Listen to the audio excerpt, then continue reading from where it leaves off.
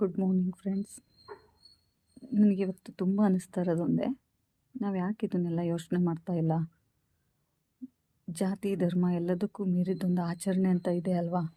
ಎಲ್ಲರೂ ಕೂಡ ಅವ್ರವ್ರ ಆಚರಣೆಗಳನ್ನ ನಡೆಸ್ತಾ ಇದ್ದಾರೆ.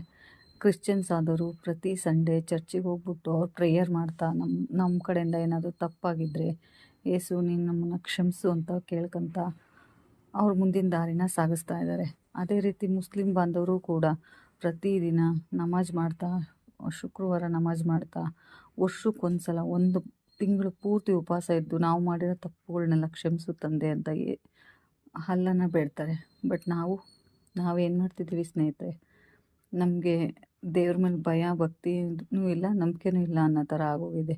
ದಯವಿಟ್ಟು ಒಂದೇ ಒಂದು ಸಲ ಆ ಭಗವಂತ ಶ್ರೀಕೃಷ್ಣಗೆ ಶರಣಾಗ್ರಿ, ಶ್ರೀಕೃಷ್ಣನ ನೆನೆಸ್ತಾ ಹೋಗ್ರಿ. ನಮ್ಮ ಜೀವನದಲ್ಲಿರೋ ಎಲ್ಲ ಕಷ್ಟಗಳು ಕಡಿಮೆ ಆಗೋದ್ರ ಜೊತೆಗೆ ನಮಗೆ ತಪ್ಪು ಮಾಡಬೇಕು ಅಂತಲೇ ಅನಿಸೋಲ್ಲ.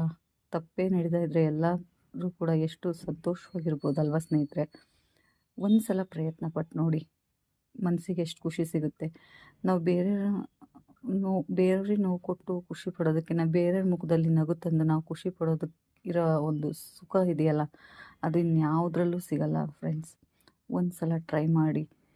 ಎಲ್ಲರೂ ಕೂಡ ಅವರವರ ಧರ್ಮದ ಬುಕ್ಕನ್ನ ಓದ್ತಾ ಇದ್ದಾರೆ. ನಾವು ಕೂಡ ನಮ್ಮ ಧರ್ಮದ ಭಗವದ್ಗೀತೆನ ಓದನ್ರಿ, ಅದರಲ್ಲಿ ಇರೋದನ್ನು ಅಳವಡಿಸ್ಕೊಳ್ತಾ ನಮ್ಮ ಜೀವನನೂ ಕೂಡ ಸಾರ್ಥಕತೆ ಕಡೆಗೆ ತಗೊಂಡೋಗ್ಬೇಕು ಅಂತ ನಾನು ಅದನ್ನು ಆಚರಿಸ್ತಾ ಇದ್ದೀನಿ. ನೀವು ಆಚರಿಸಿ.